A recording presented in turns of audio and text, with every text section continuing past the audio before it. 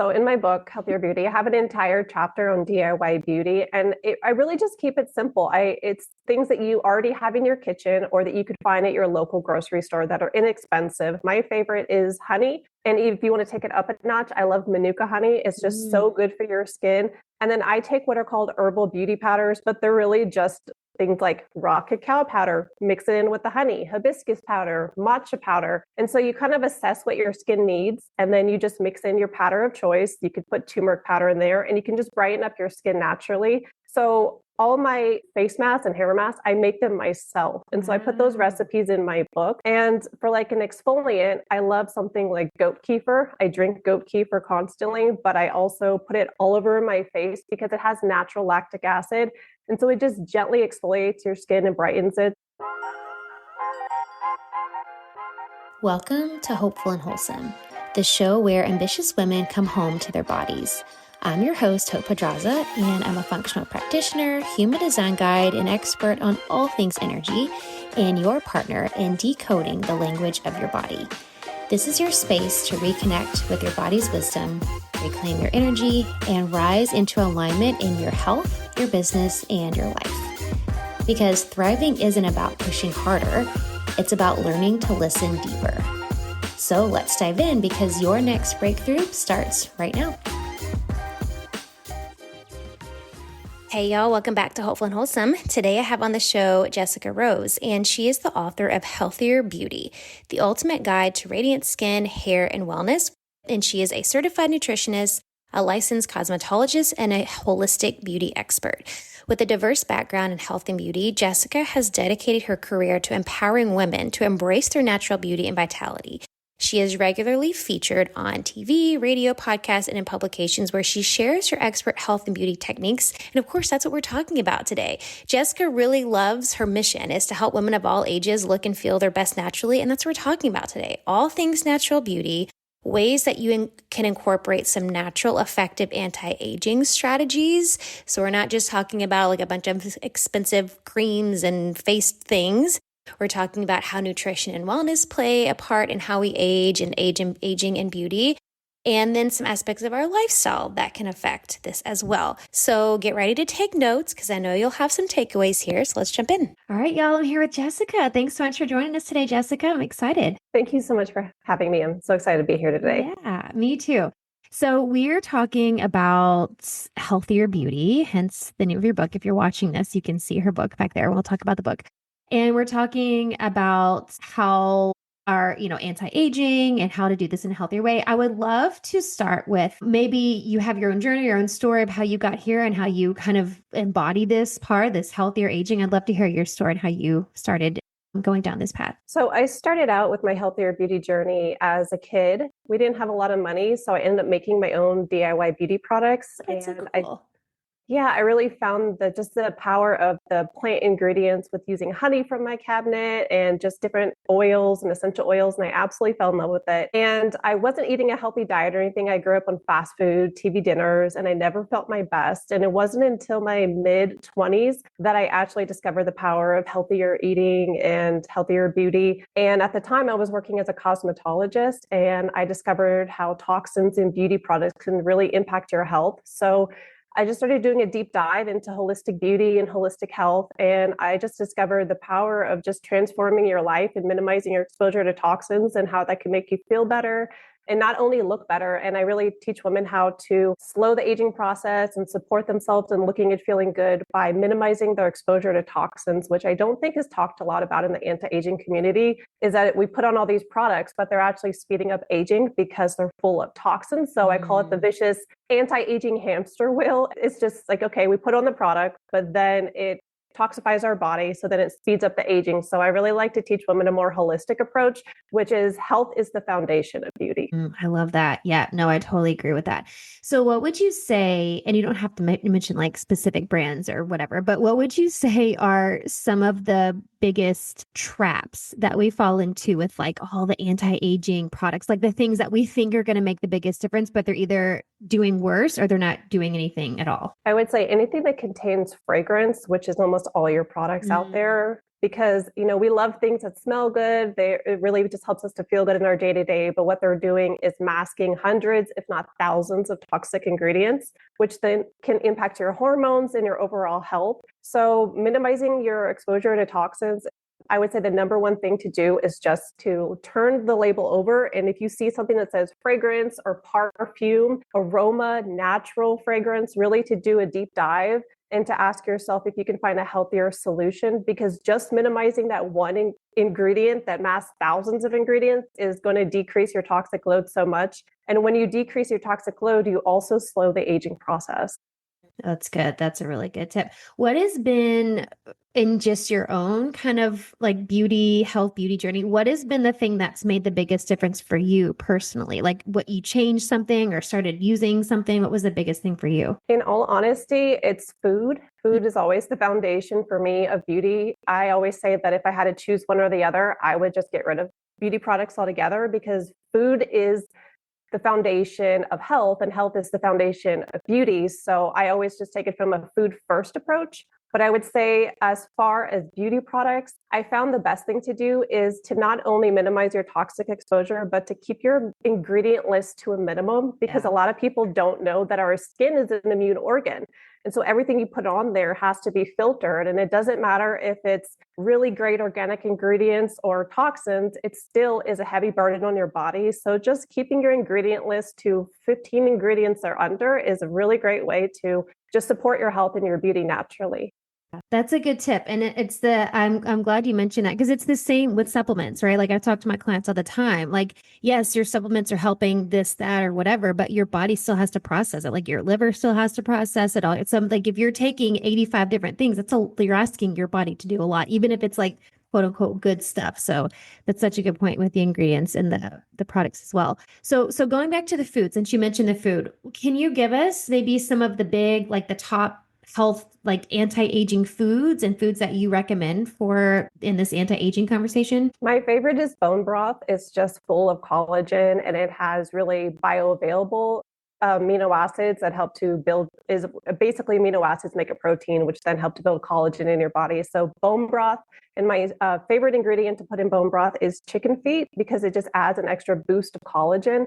So you can get those from your local butcher and you just add them to your broth. I don't recommend buying bone broth because, one, they are not using clean filtered water, probably the best high quality filtered water. They're probably only simmering it for 8 hours opposed to 12 to 24 hours. And they're probably almost never going to put chicken feet in there. So your bone broth should be really gelatinous. It should be like Jello, and all the stuff you buy at the store is just, this watery junk that is overpriced. And so I'd say make it at home. And then cofactors, which are really essential for building protein and collagen and elastin. So things like vitamin C and zinc. I always say, if you're going to focus on collagen in your body, you also want to focus on having the different things like vitamin C. So I would say things like bell peppers are really high in vitamin C. That's one of my favorite, or just those little mini bell peppers. I eat those constantly. We love those at my house. My kids love them too. Yeah, they're really tasty and they're easy.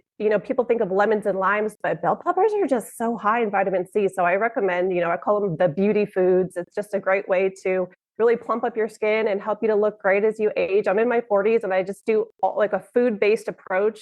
I call it my wellness approach to beauty. So everything is just, how can I look good and feel good long term? And that all starts with your health. Yep. I absolutely agree with that. Those are such good tips. And yeah, I think we do forget about other foods that are high in vitamin C. Like it's not all about the oranges. Bell pepper is such a good recommendation. We love this in my house. Okay, so I love those recommendations for food. Now, I would love to know, because you mentioned before kind of your journey was when you were a kid, you were kind of the DIY gal, like making your own stuff. So for those who just enjoy the DIY thing, do you have any ingredients you recommend for those who want to DIY things at home? Or maybe they just are tired of all the junk that's in the products. Like, what are some DIY things we can do? Yes. So in my book, Healthier Beauty, I have an entire chapter on DIY beauty. And I really just keep it simple. It's things that you already have in your kitchen or that you could find at your local grocery store that are inexpensive. My favorite is honey. And if you want to take it up a notch, I love Manuka honey. It's just so good for your skin. And then I take what are called herbal beauty powders, but they're really just things like raw cacao powder, mix it in with the honey, hibiscus powder, matcha powder. And so you kind of assess what your skin needs, and then you just mix in your powder of choice. You could put turmeric powder in there, and you can just brighten up your skin naturally. So all my face masks and hair masks, I make them myself. And so I put those recipes in my book. And for like an exfoliant, I love something like goat kefir. I drink goat kefir constantly, but I also put it all over my face because it has natural lactic acid. And so it just gently exfoliates your skin and brightens it. And it's one ingredient, your skin can recognize it, and it's affordable too. Yeah. Yeah, that's so easy. Who would have thought to have kefir on your face? So for now, do you have any, and this might be like we've already talked about this, but are there any like for people who have specific things they want to target? So whether it's specifically dark spots or wrinkles or blemishes or right, do you have any specific, or is it more just like using all of this holistically is going to address all of that? Or do you have any like specific tips for those specific issues? So in my book, there's different ones. So if you want to moisturize or brighten, I would say if you're someone who wants to brighten your skin, hibiscus is a really great ingredient. So you can buy it in tea form, but you can also find it in powder form. And if you can't find it at your local grocery store, you can just simply buy the hibiscus tea bags and then put them in a blender and then blend that powder and put it into manuka honey. And that'll just really brighten your skin. Things like the goat kefir are really going to brighten your skin. And then something like, say you have acne, turmeric is really good for acne prone skin, and so's the manuka honey. So if you're fighting acne on a regular basis, just mix turmeric and honey and then put it all over your face. And I always say your neck and your chest because that's also important. They're an extension of our face. And you can also just do spot treatments. But the thing I like about these herbal beauty powders I put in my book is that you can customize what you need based on what your skin needs because it's always changing. So say that you want to just focus solely on anti-aging, then I would say just to put things like antioxidants on your face with the matcha green powder. You can do things like the hibiscus because they're really high in AHAs and it's going to like gently exfoliate your skin, but it's also really brightening. One of my favorites is the hibiscus because it just really brightens your skin. You'll notice a huge glow on your skin afterwards. Yeah, I love that. I mean, I want the book just for the recipes. So I'm all into this DIY thing right now.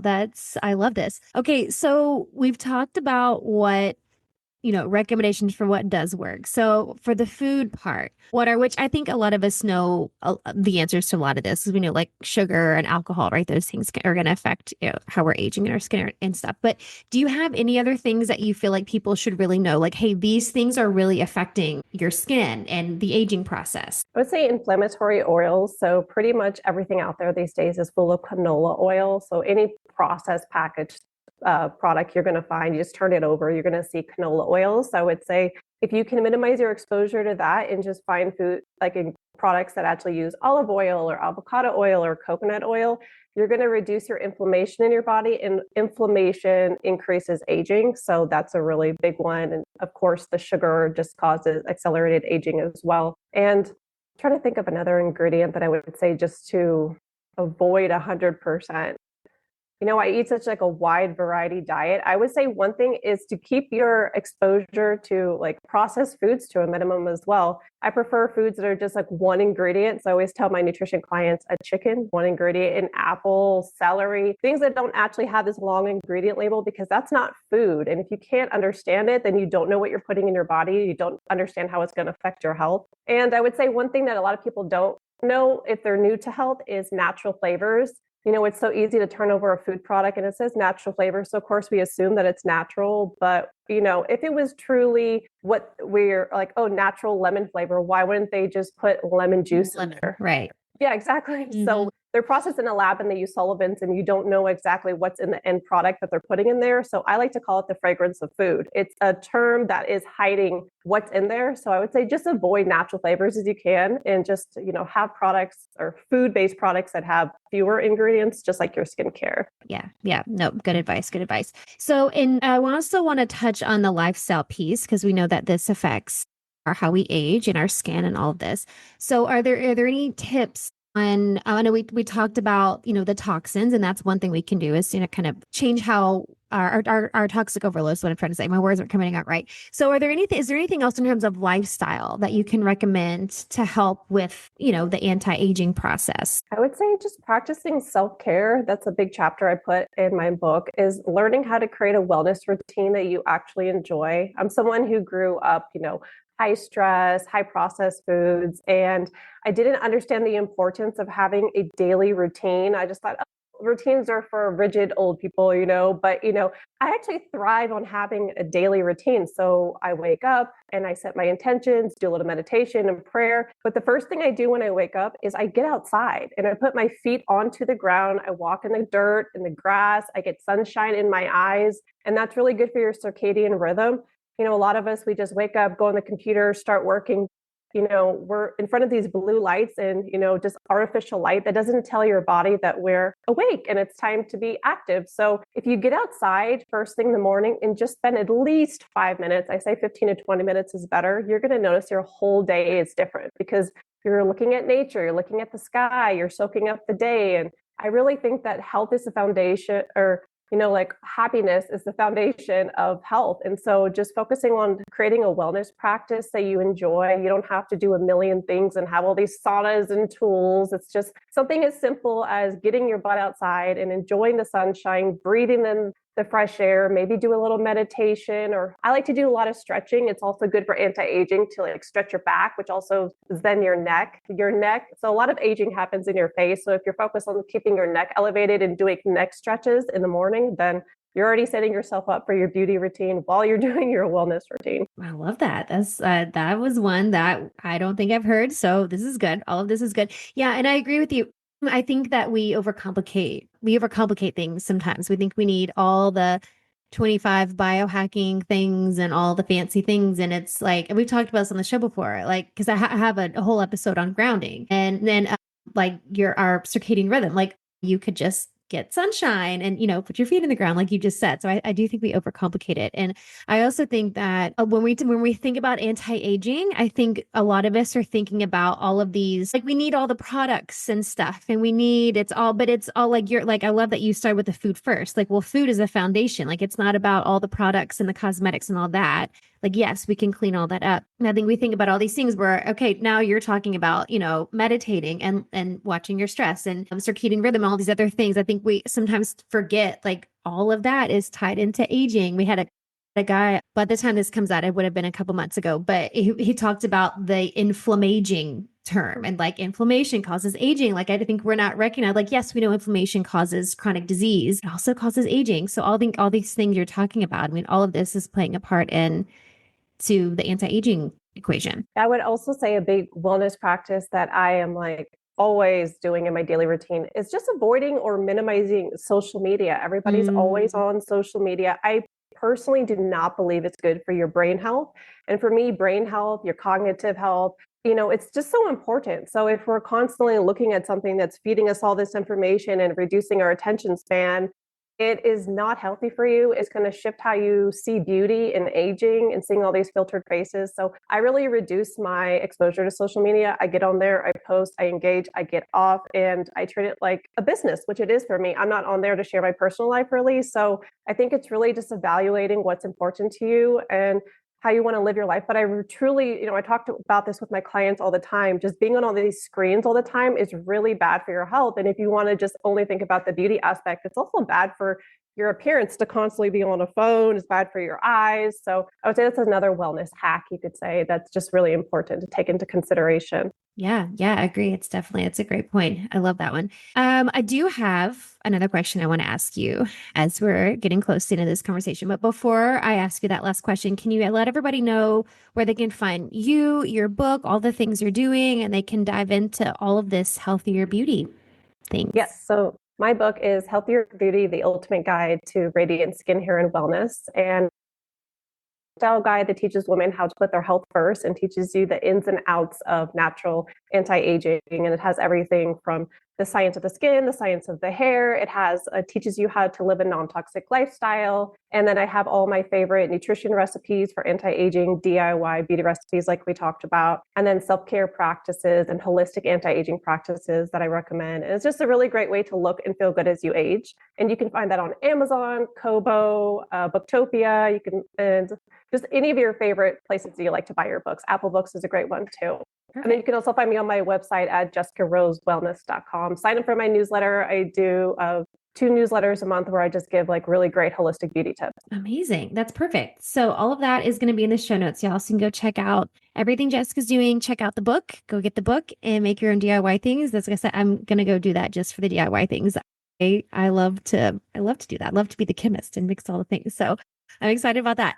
Okay, the last question that I want to ask you that I like to ask everybody is, what do you think is the most important thing you can do to live with purpose? I would say just to really focus in on your authenticity, what makes you unique, and just to hold true to that. I really think that we live in a world where everybody is kind of like follow the leader, to fit in. And I think that what makes you unique is just so important. I believe that God created us all to be unique. And so I would just say, like, just really hone in on your authenticity, because that is what's going to help you to just enjoy life, and just each one of us is, made in a very beautiful way. And so I would just say hone in on what makes you happy and unique and hold true to that, because your personality is needed in the world. I love that. Such a great answer. Thank you, Jessica. And thanks for sharing all of your healthier beauty tips. I'm excited for everybody to go check out the book so we can all age more gracefully and with more ease. And yeah, thanks for sharing all of this today.